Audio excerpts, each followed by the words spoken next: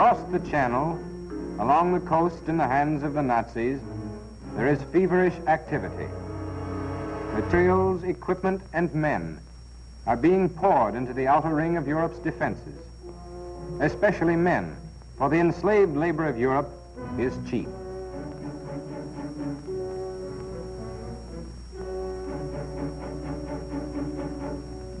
This is Hitler's newsreel. It is being shown throughout Europe to convince the subject peoples that their hopes of delivery are vain, to convince the German people that their fears of invasion are groundless.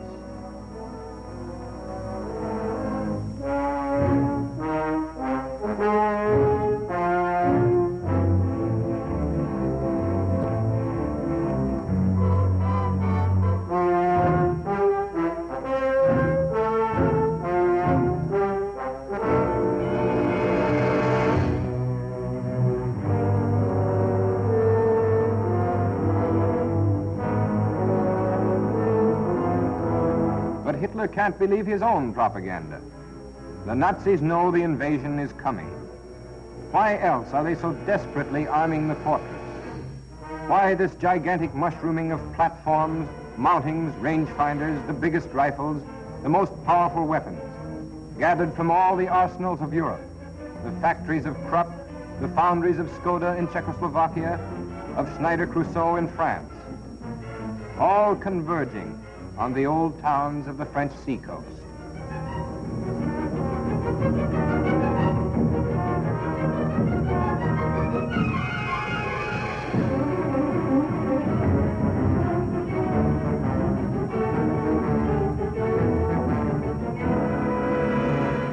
The master's plan, the conquered people work.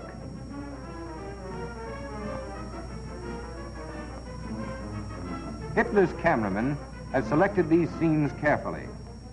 We know that not every mile of the coast can be this powerfully fortified, but no doubt about it, where the fortifications exist, they are tough.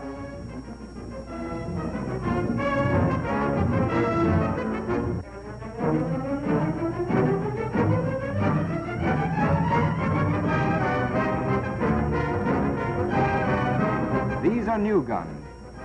The Nazis never dreamed they would need coastal batteries.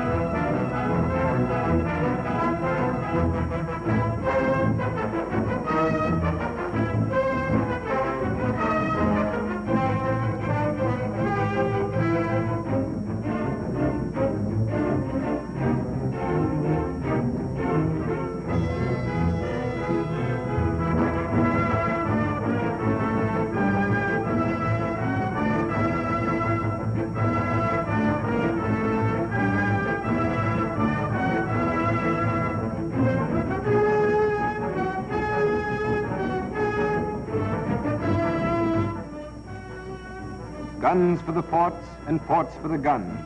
Scaffoldings cover the land and the concrete sets. They used to sneer at Maginot Lines, but now they multiply redoubts and emplacements.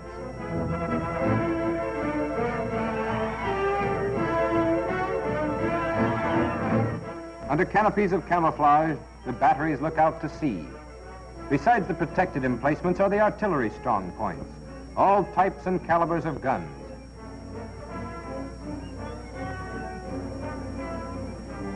Then the trenches, the barbed wire, the pillboxes. A myriad system of defenses, organized in depth, spiderwebbed along the headlands and the beaches, the valleys, and the hills behind.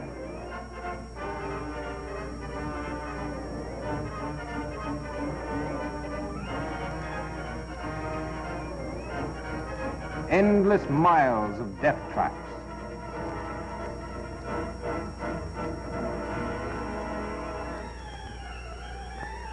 Every day that the Allies are preparing for the great offensive, the Nazis warn us they are preparing to meet it. For the offensive to succeed, all this must be weakened.